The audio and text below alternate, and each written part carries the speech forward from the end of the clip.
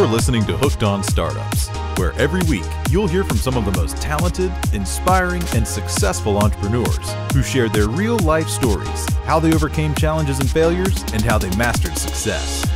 Get ready for some of the best business tips, tricks and tactics, and some frank, unscripted discussions. Here's your host, Matthew Sullivan. So welcome everyone. Today I am delighted to have Hugh Molotsi with me on Hooked on Startups. So Hugh, welcome to the show. Yeah, thanks very much, Matthew. So Hugh advises and invests in startups. You teach Lean Startup Methodologies. But more importantly, you were at Intuit for 22 years. Now, Intuit is a huge company, and your position was engineering fellow and vice president, and you ran the Intuit Labs incubator. So you're a serial innovator. You've helped launch a whole number of new businesses at Intuit, including Intuit Payments, and you're passionate about grassroots innovation. And as you put it, giving voice to good ideas. And you're working on a book, which I think is due to come out in later this year, which is called Grassroots Innovation in the Enterprise. That's right. So did I miss anything out? Yeah, no, I think you got the important parts. Thank you. Well, I think the place I really want to start is this idea about having an entrepreneurial view or an entrepreneurial mindset within a company, because it seems that as an entrepreneur, you immediately think there's no way I can be an entrepreneur and be employed. The two are mutually exclusive, but you've dedicated your life almost to proving that that is not the case. Yeah, that's exactly right. If you look at some of the best in breed companies that have managed to sustain a prolific track record of breakthrough innovations one after another, one of the things you start to see is that they were able to cultivate a culture that encouraged employees to be entrepreneurial. Or put it a different way, is to say they valued that employees would have ideas that could drive growth, and those employees were encouraged to work on those ideas. And often when you see a product come to life for the company, it started with one or two employees having an idea and then being able to work on it. And in your experience, how many of these companies talk about having this culture of promoting ideas, and how many actually have it in reality? Yeah, it's a good question. I don't know what the numbers are, but certainly it's a small minority that truly empower their innovators.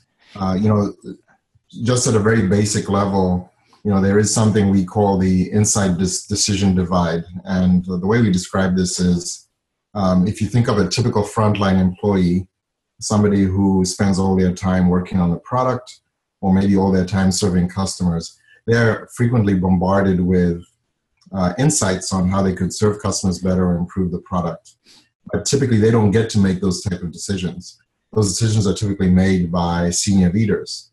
And if you think about how do senior leaders spend most of their time, it's typically in meetings with other senior leaders. Yes. And so hence you got this divide between where insights are happening and where decisions are being made.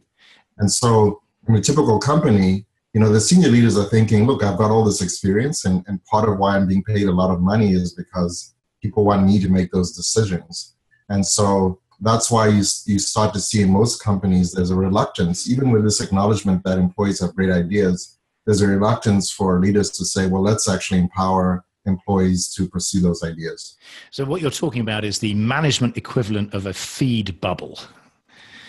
So in other words, they live in their own universe. I think one of the examples that you talk about in your blog is a customer goes online, buys a table, and the person who's taking the order says, that's going to be returned. And the manager says, well, how do you know? Does that... and it's because the customer service agent is so in tune with what's happening in the real world. But there's some disconnect between what happens in the real world and what the managers perceive. And is your role, is your passion trying to sort of bridge that gap? Yeah, absolutely. In fact, the story you're referring to is actually Jeff Bezos at Amazon. At Amazon every other year, executives are required to do a two-day training orientation in a customer support center. So when he was doing his stint, he had this experience of where an agent knew ahead of time that a table that a customer had ordered was going to be returned. And so that was a good example, because in the bubble, as you described it, that Jeff Bezos existed in, he had no idea. And for him, it was just very alarming that, wow, what else do these agents know that I don't know? And so because of that, he instituted a bunch of things at Amazon that empowered agents. For example, an agent, if they see a number of issues with a product that's where it has a lot of returns, they actually empowered to take that product off the system. And that doesn't have to be made. That decision doesn't have to be made by management. So I think there's a particular term for that. It's not Kaizen. It's another. That's right, exactly. So effectively, what happens is the worker says, pulls the cord and says, this has to stop. And the reason I'm talking about this is because I think that many entrepreneurs make bad managers, because they're driven, they're focused, they have, and this is one of the examples again that you write about is Steve Jobs. But how important do you think it is for an entrepreneur to learn, particularly when they're growing their companies, to sort of let go and to encourage innovation and to let people go free? Yeah, I think that's very important. And I think part of it is for that entrepreneur who has grown up in a company, maybe has become a senior leader, maybe is leading a large team. What I'd encourage them to do is think back to when they were on the front lines and when they had ideas, and what is it that they needed from their leadership.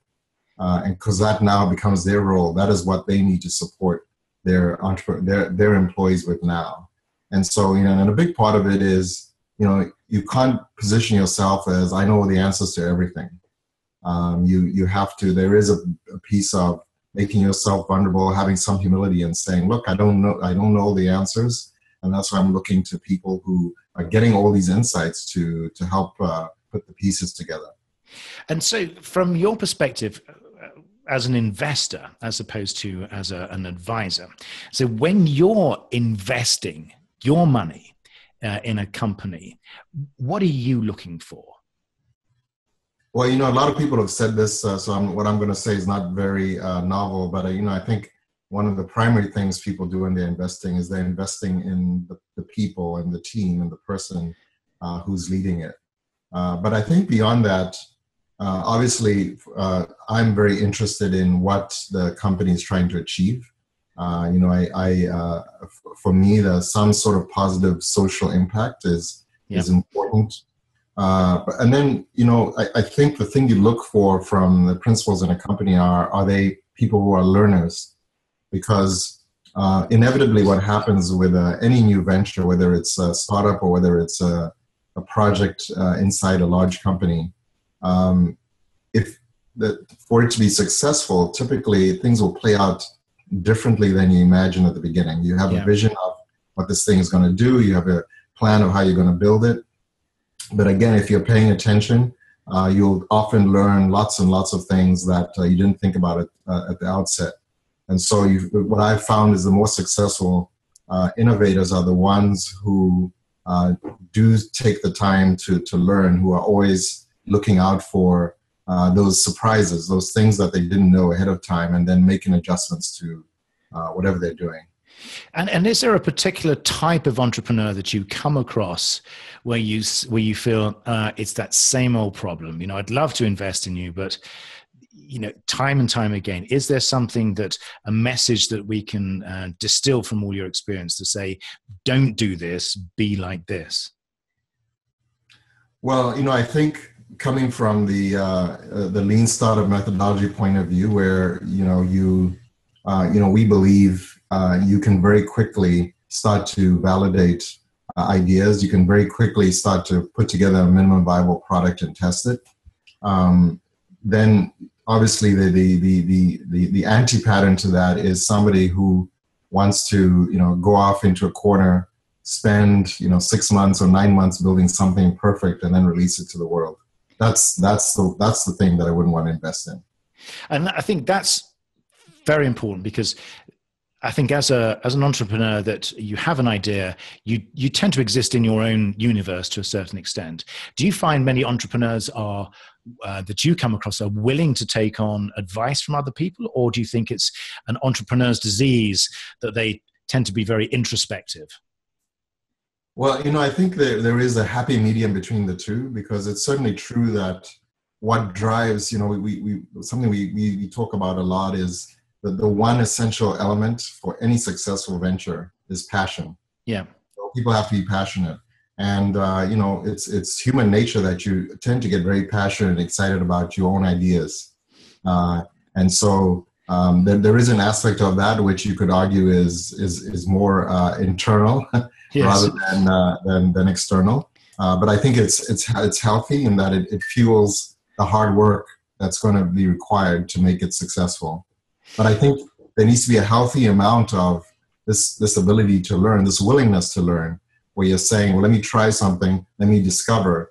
Because what you will find is that, as I mentioned before, the idea you start with will evolve, and it will evolve as much as you allow it, as you learn from the experience of engaging with real customers, what's working and what's not working. And that really is the fundamental premise of the Lean Startup, which is how can you deploy something into customers' hands and improve the idea you start with by learning from what's working, what's not working. So let's take an example, because the big question is, as a minimum viable proposition, what is minimal? What is too little and what is too much? So if we use as an example a software company, 2-man, 3-man software company, they've got enough money that they've saved up to run for a year. They don't work, so they can dedicate 100% of their time to this. But they want to get to the point where they have a product that is investable. Now, do they need to have all bells, everything, all singing, all dancing? Or at what point do you think you have enough to actually take this to market to get investors interested? Is there a formula, or is there some sort of guidance you can give on that? So I don't know if there is a formula per se, but I think what you will find today with most investors, they're very sophisticated. And what you want to be able to show them is evidence. You have a vision, you have a theory of the case of how this idea, this product that you're bringing to life is going to change the world, or it's going to make an impact, or it's going to be the thing that customers want. And so really the next part of that is, well, what evidence do you have to support that view? And that's where a minimum viable product comes in. The minimum viable product doesn't have to look anything like the ultimate product that you're going to deliver to customers. But if, on the other hand, what that minimum viable product does is help you collect data where you can actually show, for example, for those of you may know the story of Zappos, how the person who started Zappos, he actually didn't maintain any inventory. He put up a website and people would order shoes, and then he would go to a shoe store and actually buy the shoes and then ship them to customers. Yep. The point there was that what he was validating is that people would buy shoes online. And he did that in a very cheap and efficient way, even though that certainly is not the way that the ultimate Zappos offering was going to operate. And so you want to provide that kind of evidence to show that, look, customers, the market actually wants what I'm proposing. And again, that data can often be collected in ways that are very different than your ultimate finished product. And I think that's one disease or affliction, as it were, of a startup company is thinking that you have to build too much, or you have to have a perfect product, something you mentioned earlier. But what you're saying is that most investors are sophisticated enough to understand or to see beyond the veil and to see if you've got validation. Okay, so the question is, what is enough validation? Is it one customer? Is it you have some views on surveys and the efficiency or the effectiveness of a survey compared to a customer? And it would be great if we could talk a bit about how you treat your customer, because if you tell your customer this is a beta trial, do you get different results than if you say this is the finished product? Yeah, those are very good questions. I'll start with this notion of whether how do you the last thing you mentioned, whether you tell somebody it's finished or whether it's beta. I think you ideally what you're trying to get to is a real customer behavior, which would mean that ideally when you build a minimum viable product, you would tell the customer this is your finished product. Now that's not always going to be the most practical, and it's not always going to be possible to tell that to customers. You may have to tell them, you may have to communicate some of the caveats, and that does perhaps contaminate your learnings to some degree, but that's a trade-off you have to make. And then regarding your point about how much is enough, I would say, and I would say this, I'm certainly guilty of it. I have my startup Ujama. We're building a mobile platform to help parents support parents. We call it Building Trusted Pools for Joyful Parenting. Even as I build Ujama, I find myself wanting to build out things that are probably not necessary at this particular stage, not key for getting the validations we need. And I think that's just when you're very invested, when you're very passionate, that's just something that you have to make sure you're always cognizant of, so that you don't get too far down a path. Yes, and again, this concept of unit of one testing, because I think that's fascinating. The fact that I can imagine that there are entrepreneurs out there busy building stuff, thinking this isn't enough. I need to have 100 customers. But what you're saying is, and what I've read is that you're happy to look at one unit. That's enough to validate the model. Well, it's certainly enough to invalidate lots of ideas, because what I say to people is, so get your first customer, and you'll be amazed at how difficult it is to get one. Yes. And in the process of trying to get just one person to use your product, maybe to use it on a regular basis, you'll often, even with just that one person, you often will learn a lot of things that will help make your idea better. But if you started off with 10 ideas, you may find that for 8 or 9 of them, you're unable to get even one person to use the product on a regular basis. And so that right there is is feedback on the value of those ideas. Once you have that unit of one customer, that is a strong validation. But also what it does is, as you start to understand this customer, what you also want to understand is what's working for them.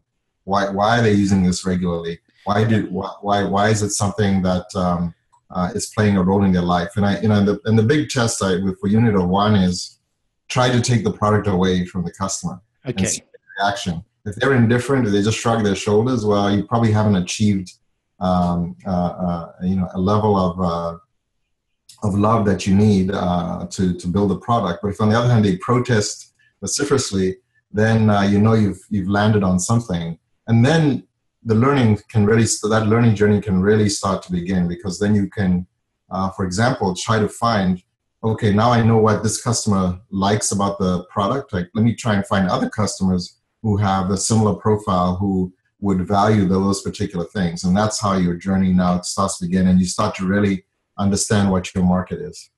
So as a lean startup operation, at what point should I be looking for outside capital? And let's assume that I'm running this on a real shoestring.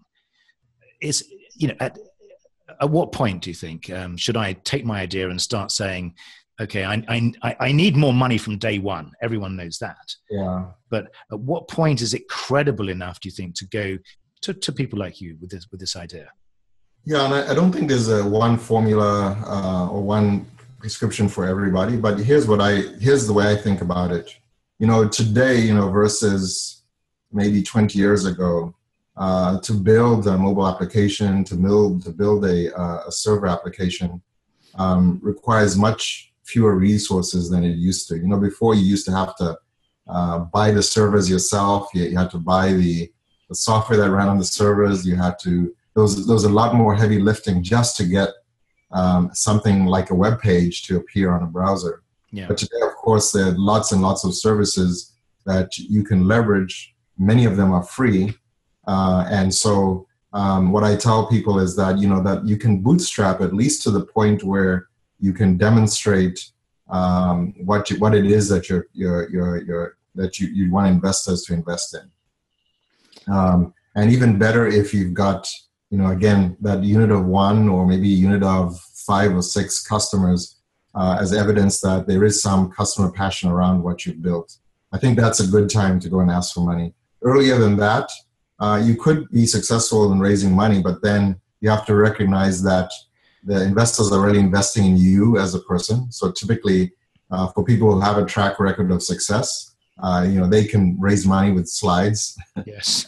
But if you're like most people, where you maybe don't have that kind of notoriety, then what you have to do is provide that credibility by showing them something tangible.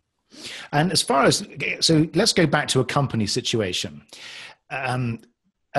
Within a company, at what point do you think ideas should be given support? So let's take our entrepreneur, put him back in the company. Do you think that ideas should be picked up at that early stage, or should they go through a more rigorous testing process before the guy starts banging on the door of the management team?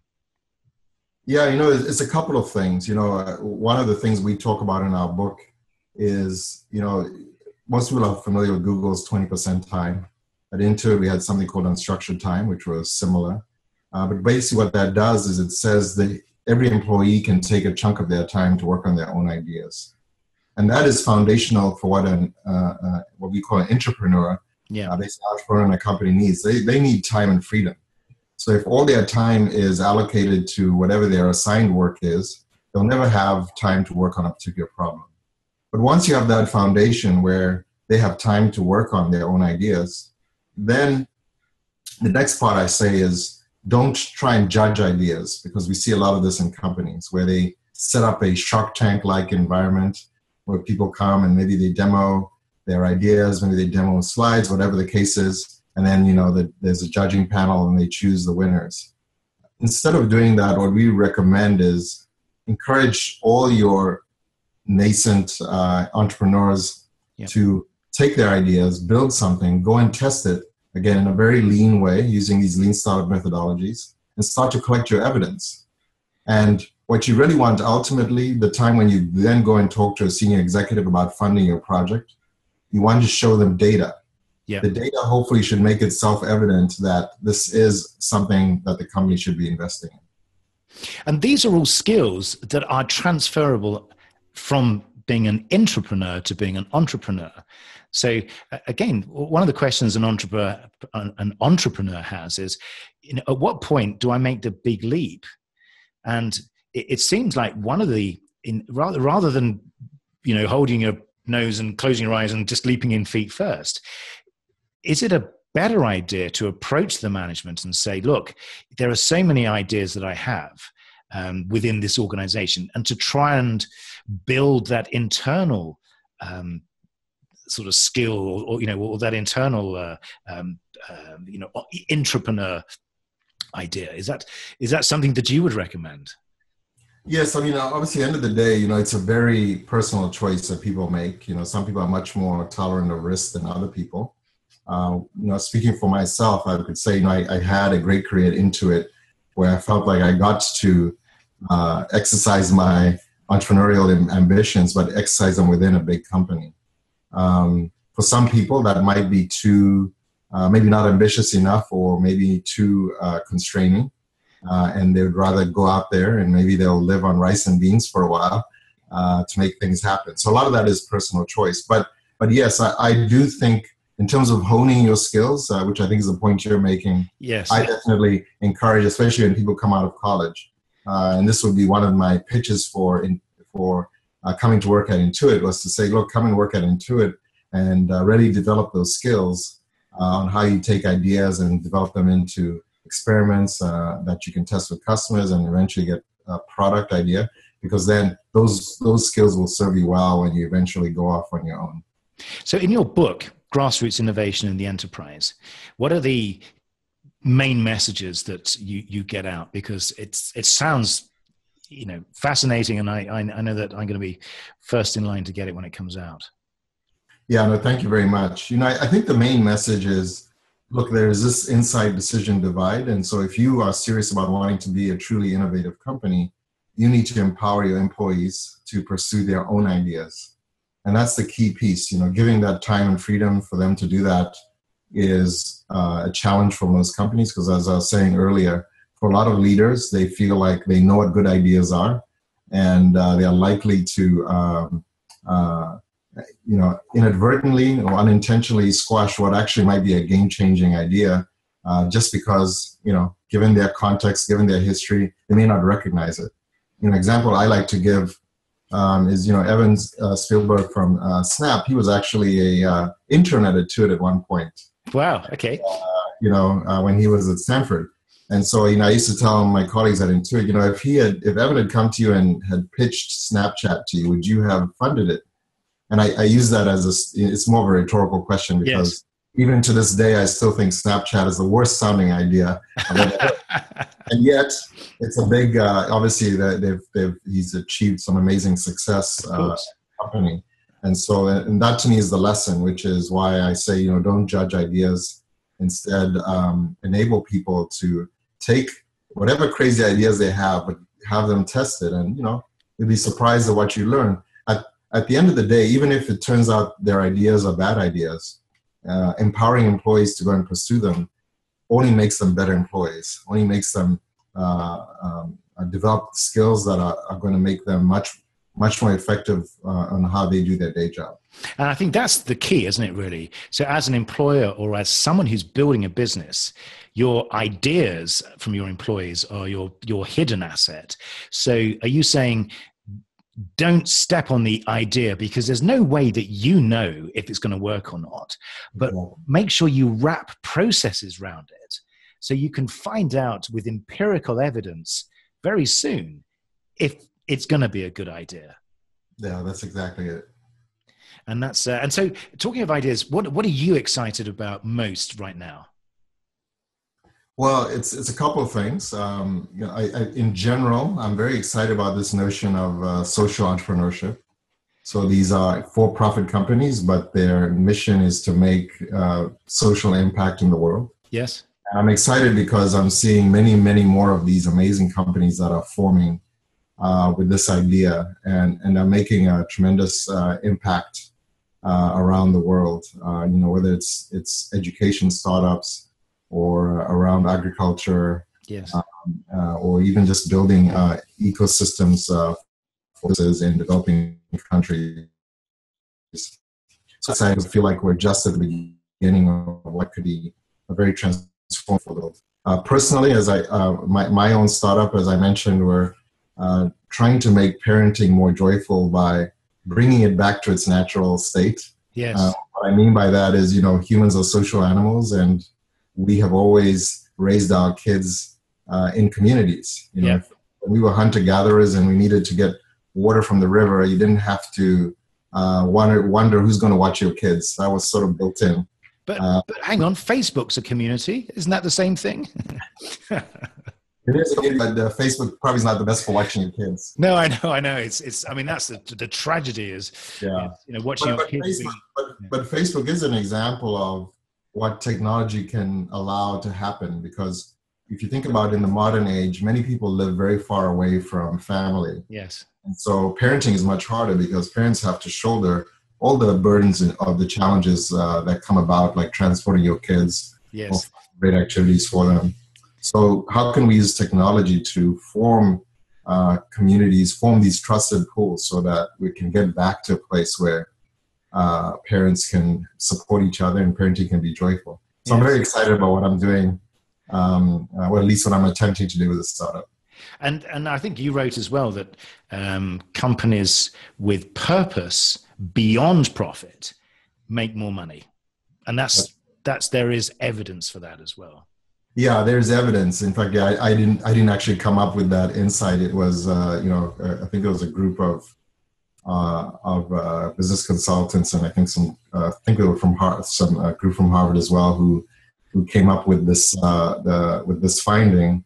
And for me, it makes sense, because what happens is when you're in a company, if it's all about the pursuit of profit, you are uncentered, and oftentimes the decisions you make maybe move the needle in the short term, but can be disastrous in the long term. And also, as a worker, it's as an employee in an environment like that, it's much less fulfilling than knowing that, look, here is something that we're trying to do in the world and have a positive impact in. And as I say, that is much more centering, and it's more, among a million ideas that you may have, it's very clear that, well, these are the dozen ideas that actually make sense, that actually help move our mission forward. Yes. So it makes sense to me that, those are the companies that end up being more profitable at the end of the day. Which is fabulous. Well, Hugh, it's been an absolute pleasure having you on and listening to distilled wisdom. There's no other way of putting it. So how do people find out more about you? How do they get in touch with you? There's several ways. I would say maybe the easiest way is look at my blog, which is hughmolotsi.com, and you'll see what I write. And please feel free to reach out through those means. I'm also on LinkedIn, and I am generally responsive, and I'm curious to hear what's on people's minds. That's wonderful. Well, Hugh, you've been a fantastic guest. Thank you so much for coming on. I'm Matthew Sullivan. You've been listening to Hooked on Startups. See you next week.